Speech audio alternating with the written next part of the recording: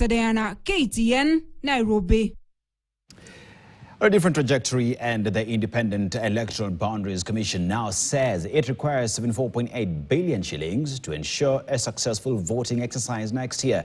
While appearing before the National Assembly Committee on Justice and Legal Affairs, the Commission says the budget has ballooned following increased number of voters from 22 million to 28 million. Polling centers need to replace obsolete KIEMS kits, among other factors. The committee, however, says the election exercise should be made less expensive, calling for a report on the status of the KIEMS kits before they are replaced. Alan Ochanda with the report. Preparations for next year's elections are in top gear, with the Independent Electoral and Boundaries Commission IEBC putting its acts together in readiness for the crucial exercise. Vice Chair, IEBC. The Commission, while defending its budget before the Justice and Legal Affairs Committee of the National Assembly, says it needs 74.8 billion shillings to ensure a successful election exercise. For a period of 3 financial years, the Commission says it needs 268 billion shillings for human capital deployment, 438 million shillings for purchase of motor vehicles, 2.085 billion shillings to cater for polling centers georeferencing. Election materials and logistics will cost 4.8 billion shillings.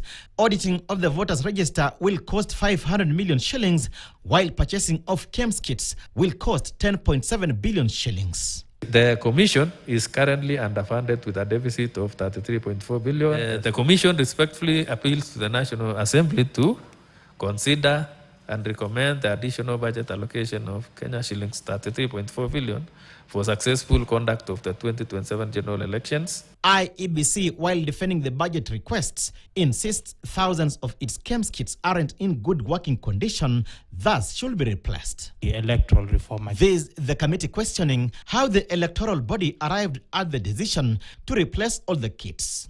They now want a report before any further purchases are made. Could you let us know the status of that report and why you insist that we must agree with you they are obsolete and we have not seen any report? We have carried out an audit.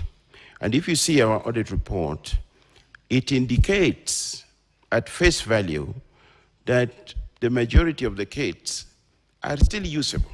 That is based on what we have tested now. Now, the challenge is we can't take the risk with these kits because they're over 10 years old. And on election day, any single kit that fails is going to be a problem. IEBC says they have been engaging diaspora voters from embassies, but now have to map out further in more than 12 countries to reach more voters at a cost. Have you identified these areas you want to, because the increment from 18 to 55 is such a huge margin. Have we identified these areas where you want to increase these registration centers too? As we speak now, voter registration, we have not included diaspora anywhere. So it is the time in the next financial year, we want to start all the way from mapping the countries and polling station to registration, and then all the way to facilitating voting for people in the diaspora. That is one of the cost drivers that you have seen that have increased. We assure you of our support, but we shall look at this to rationalize and also see whether we can make our election less expensive. The electoral body IEBC has defended its request of 74 billion shillings budget, up from 63 billion, saying it will guarantee a free, fair and verifiable election, even as the Judicial and Legal Affairs Committee of the National Assembly implored it to drop less urgent vote heads.